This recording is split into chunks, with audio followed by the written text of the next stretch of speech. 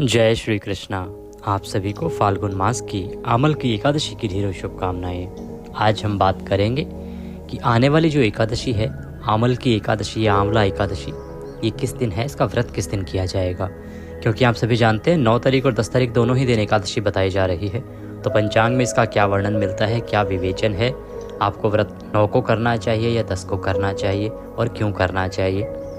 ये एकादशी है आमल की एकादशी, तो आंवले का पूजन कैसे करना चाहिए, क्या विधान होना चाहिए, इस एकादशी के पूजन में और अन्य एकादशियों के पूजन में क्या भिन्नता है, व्रत में क्या भिन्नता है, भोग में क्या भिन्नता है, कैसे अलग है यह एकादशी अन्य एकादशियों से, ये आपको बताएंगे। नियम बताएंगे व्रत के, साथ ही आपको बताएंगे इस एकादशी पर किए जाने वाले आंवले के 5 प्रयोग। जिस प्रकार से षटतिला एकादशी पर तिल के 6 प्रयोग का वर्णन आता है, वैसे ही आमल की एकादशी अर्थात आंवला एकादशी पर आंवले के 5 प्रयोग का वर्णन आता है। तो आंवले के क्या 5 प्रयोग आपको इस दिन, इस एकादशी के दिन करने चाहिए, वो आपको बताए जाएंगे। उनका विशेष रूप से आप ध्यान रखिएगा और उनको अवश्य कीजिएगा। बहुत साधारण विधि होती है उनको करने की, लेकिन उसका जो पुण्य फल है वो अधिक है।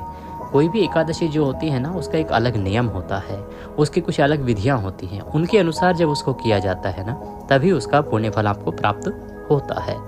यही कारण है कि हम अपने इस ज्योतिष संस्थान के YouTube चैनल पर सदा आपके लिए एकादशी की विशेष जानकारी लेके आते हैं। हर एक व्रत अलग होता है, हर एक व्रत के नियम अलग होते हैं, विधान अलग होते हैं, तो हम आपको बताते हैं कि कैसे आपको ये करना चाहिए। साथ ही बताएंगे शुभ मुहूर्त क्या रहेगा। इस प्रकार से संपूर्ण जानकारी आने वाली एकादशी से संबंधित आपको प्रदान की जाएगी, क्योंकि जानकारी व्यापक होती है, अर्थात बहुत अधिक होती है और बहुत महत्वपूर्ण होती है, तो एक एक बात को बताना आवश्यक होता है। इसीलिए हमारे वीडियोस भी सदा बड़े होते हैं, लंबे होते हैं, क्योंकि कोई भी अच्छी जानकारी जब तक आप एक एक बात को क्लियर ना करें, जब तक श्रोता को समझ ना आए वो चीज़ें, तब तक उसका कोई औचित्य नहीं है। केवल हम ये नहीं बता रहे हैं कि एकादशी का व्रत कब करना है, हम आपको बता रहे हैं कि एकादशी का व्रत कैसे करना है, क्यों करना है, कब करना है, कैसे आपको उसको पूर्ण करना है। संपूर्ण जानकारी आपको यहाँ से प्रदान कर रहे हैं। तो जानकारी आरंभ करते हैं। आपसे निवेदन है कि कृपया यदि वीडियो थोड़ा सा भी उपयोगी लगे, अच्छा लगे, तो उसे एक बार लाइक अवश्य कर दीजिएगा। आपका एक लाइक हमारे लिए बहुत महत्वपूर्ण होता है। बड़े प्रयास के बाद, बहुत सारी रिसर्च के बाद, बहुत सारी बुक्स पढ़ने के बाद हम यहाँ तक पहुँचते हैं, आपके लिए वीडियो बनाते हैं। जब आप एक लाइक करते हैं तो उससे हमें यह अनुभव होता है कि हाँ, हमारे जो दर्शक हैं उनको हमारा जो वीडियो है वो अच्छा लग रहा है या उनका उपयोगी हो रहा है, वो उपयोग कर पा रहे हैं। इससे हमें संतुष्टि मिलती है और आगे हम और अच्छी वीडियोस बनाने के लिए प्रेरित होते हैं। तो कृपया एक बार लाइक अवश्य कीजिएगा। अपने व्रत की सफलता के लिए, मनवांछित फल प्राप्त करने के लिए कमेंट बॉक्स में अवश्य लिखिएगा जय श्री हरि या ओम नमः भगवते वासुदेवाय। भगवान श्री हरि विष्णु का यह मंत्र सदा आपकी रक्षा करेगा।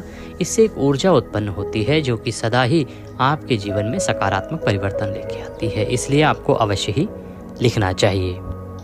बात करते हैं आने वाली एकादशी व्रत की।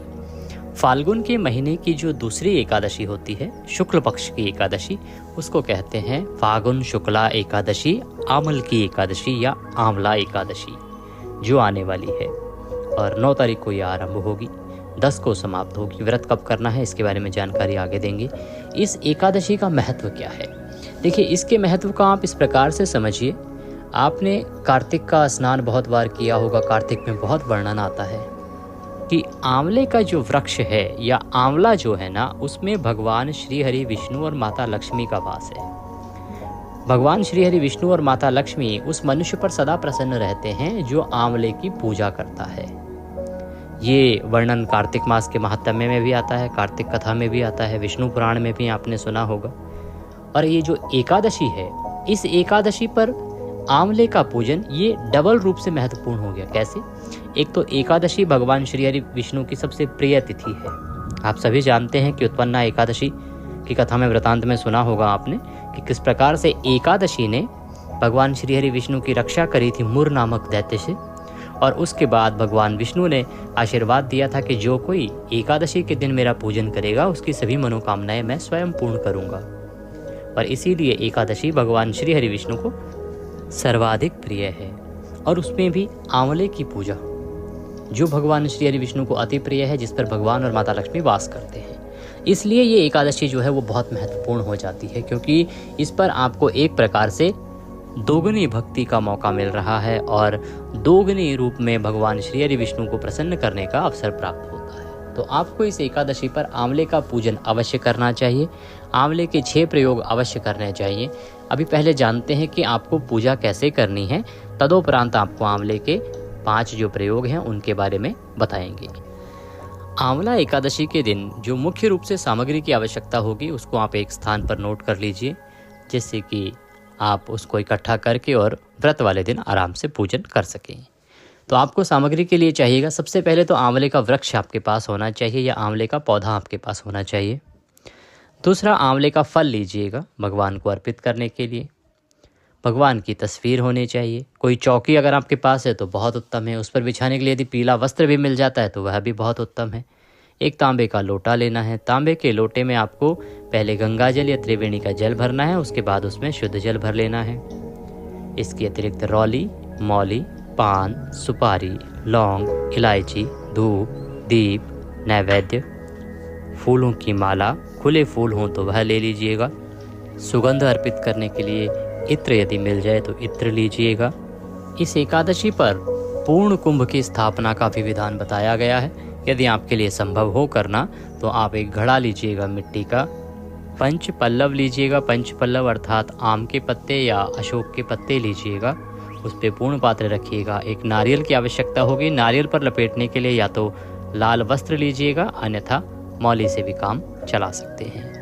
ये सारी सामग्री है जो आपने एकत्र करनी है। हमने इसमें नैवेद्य जो बोला है ना, नैवेद्य एक प्रकार से भगवान का भोग है। इसमें भगवान को तो आंवले का भोग लगा देंगे हम, लेकिन आंवले की जब पूजा करेंगे उन्हें क्या अर्पित करेंगे।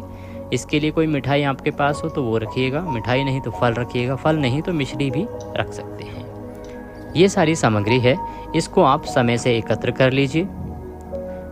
एकादशी के एक दिन पहले आपको कुछ चीज़ों को त्याग देना होता है, उनकी जानकारी संक्षेप में देते हैं।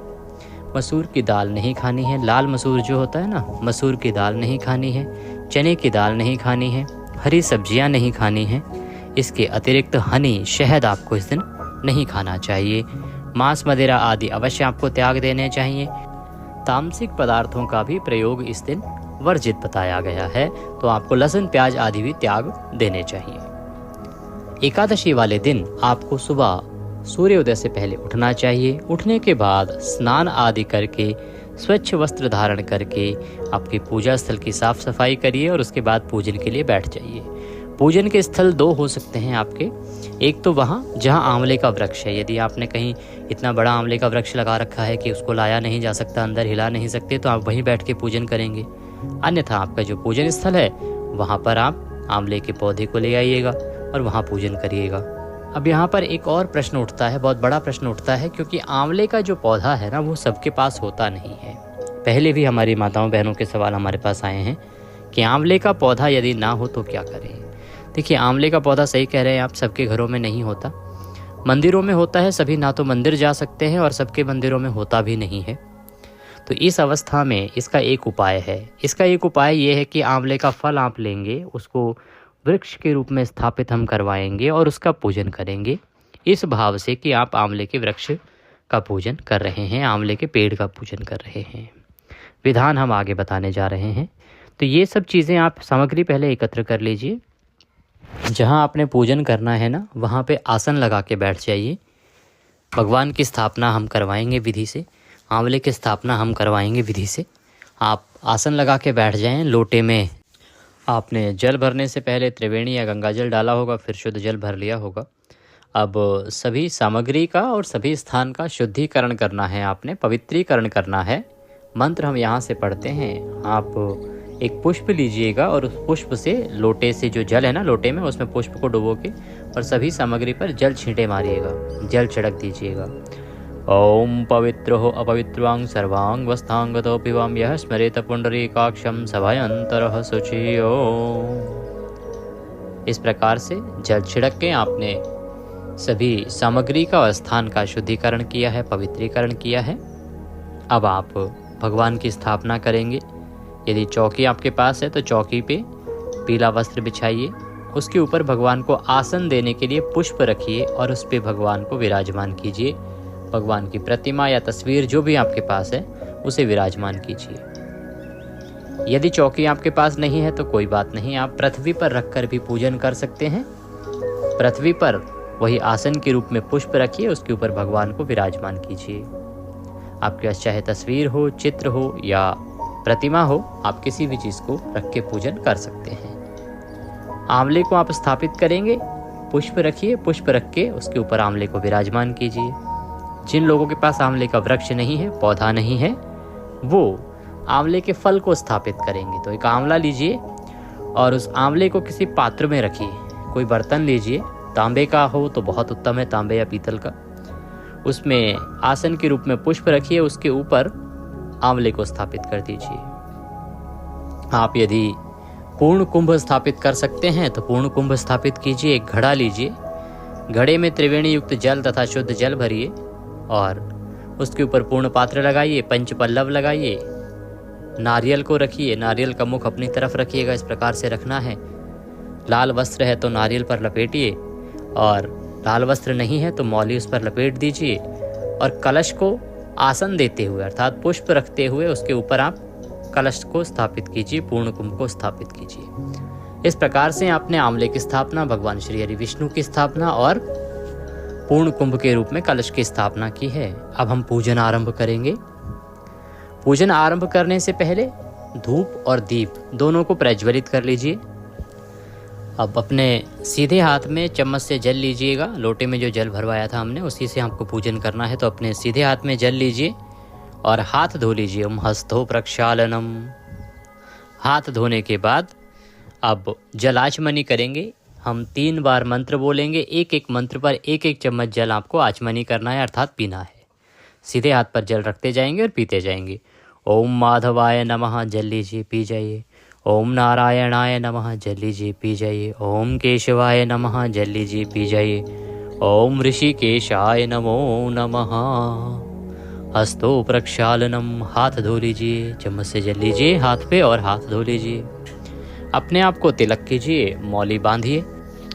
अब आप व्रत का संकल्प करेंगे। संकल्प करने के बाद आगे बढ़ेंगे और पूजन को आगे बढ़ाएंगे।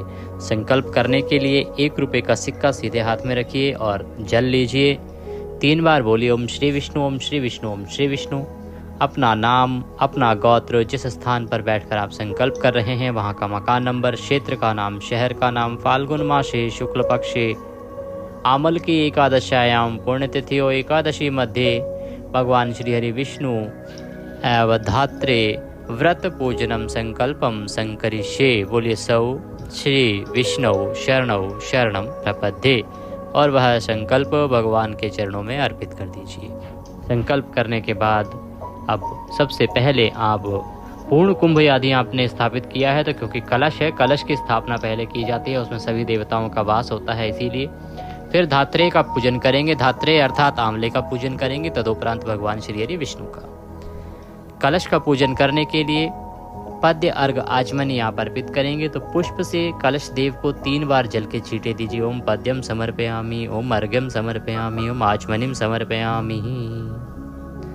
एक बार पुनः जल के छींटे दीजिए। ओम स्नानम जलम समर्पयामि। स्नान कराने के बाद वस्त्र अर्पित कीजिए। वस्त्र के रूप में मौली का टुकड़ा लीजिए और वह अर्पित कर दीजिए। वस्त्रम समर्पयामि। तिलकम, तिलकांते, तिलक कीजिए। कलश देव को तिलक कीजिए। 5 बिंदी लगा सकते हैं, 1 बिंदी लगा सकते हैं। तिलक कीजिए। तिलक करने के बाद पुष्प अर्पित कीजिए। फूलों की माला है तो माला पहनाइए। तिलक आपने ऊपर जो रखा हुआ है श्रीफल नारियल उस पर भी करना है। माला पहनाइए। माला पहना के धूप दिखाइए, दीप दिखाइए। नैवेद्यम समर्पयामि, नैवेद्य अर्पित करेंगे। नैवेद्य के रूप में आपके पास कोई फल होगा, मिठाई होगी, अन्यथा मिश्री भी आप अर्पित कर सकते हैं। नैवेद्यम समर्पयामि। ताम्बूलम पूंगी फलम शुभ दक्षिणायाम शुभदो वरदो भवः। ताम्बूल यदि आपके पास है, देखिए एक ताम्बूल तो भगवान श्री हरि को तो अर्पित करना ही है। यदि आपके पास पान के पत्ते 2 हैं तो एक पान का पत्ते का ताम्बूल बनाइए। पान का पत्ता लीजिए, डंडी तोड़ दीजिए, 2 लौंग, 2 इलायची रखिए, 1 सुपारी रखिए और वह बीड़ा बना के भगवान को अर्पित कर दीजिए। ताम्बूलम समर्पयामि, ताम्बूल अर्पित कीजिए।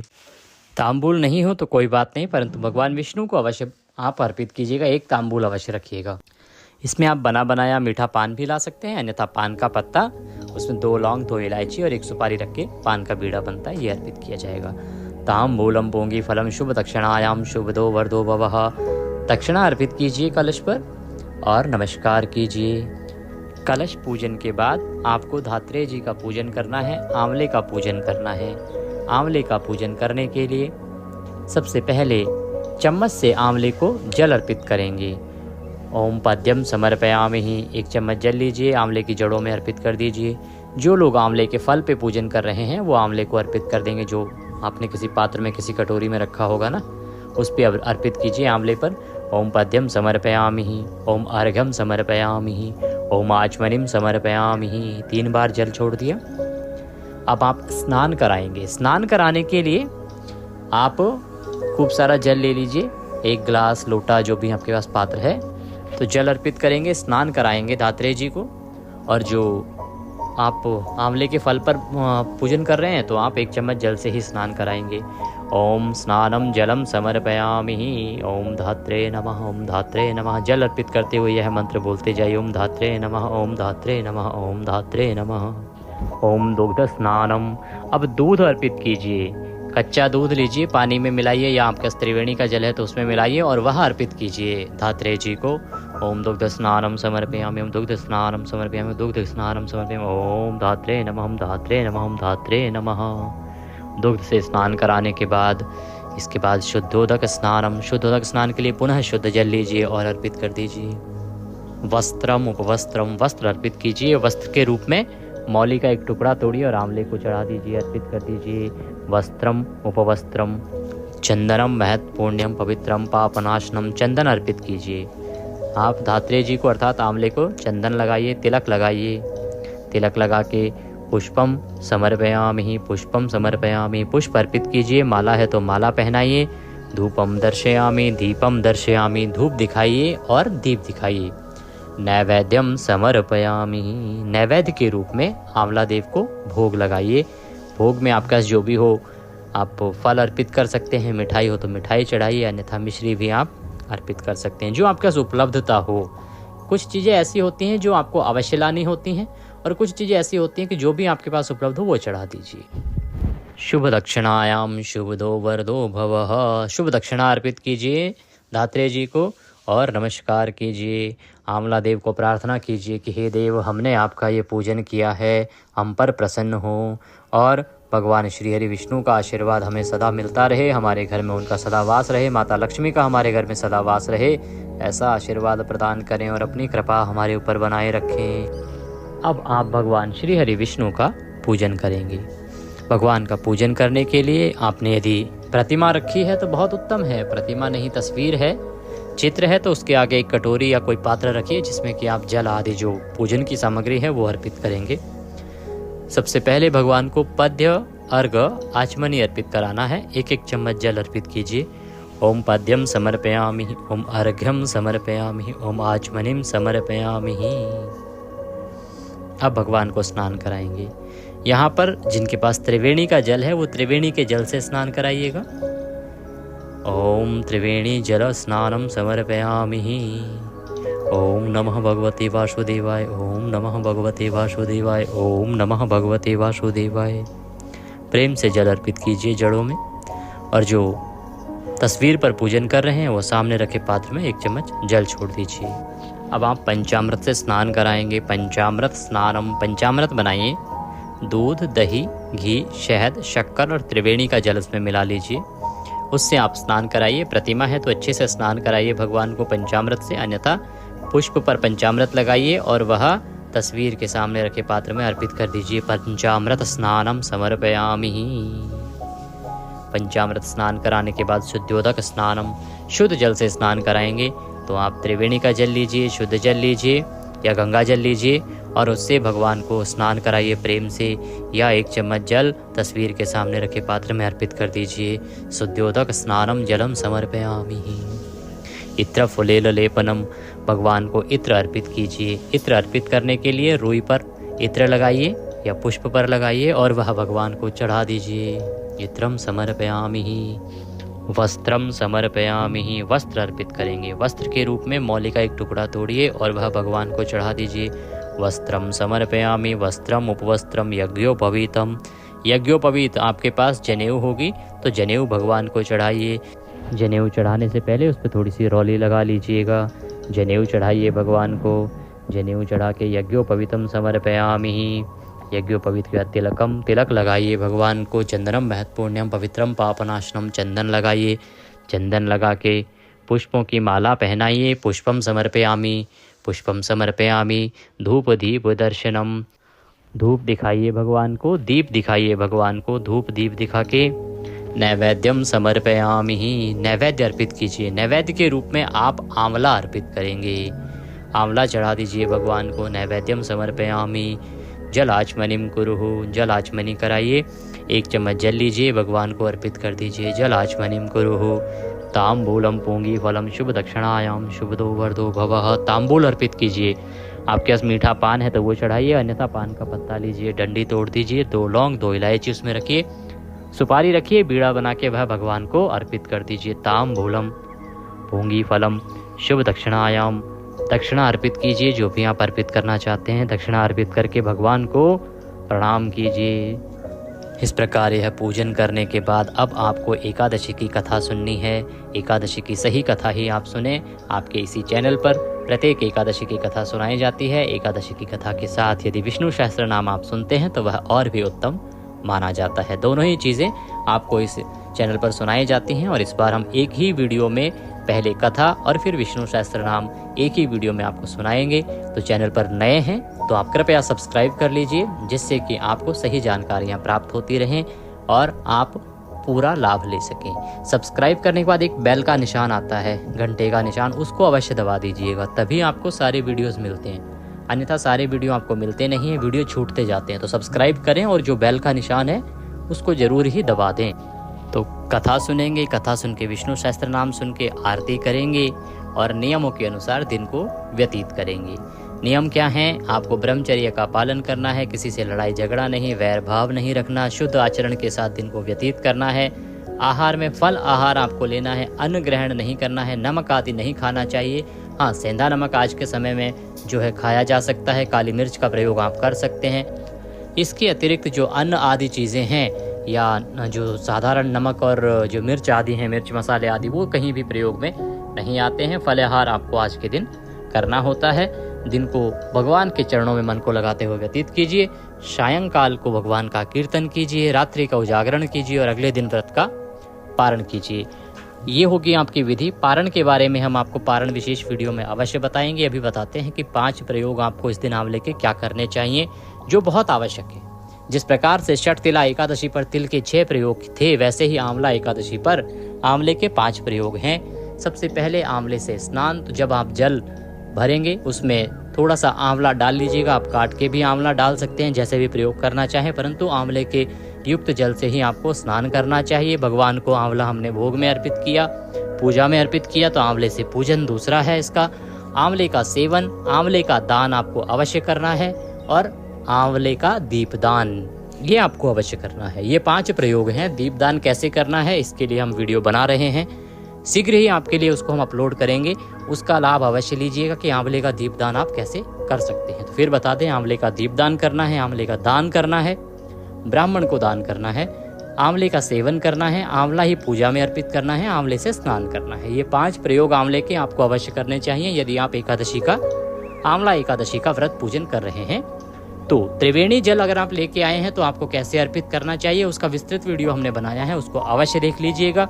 और पूर्णिमा का यदि आप व्रत करते हैं तो उस पर भी त्रिवेणी जल को अर्पित करने की विधि क्या है वो भी हमने वीडियो के माध्यम से आपको बताइए, क्योंकि ये तिथियां बहुत महत्वपूर्ण हैं।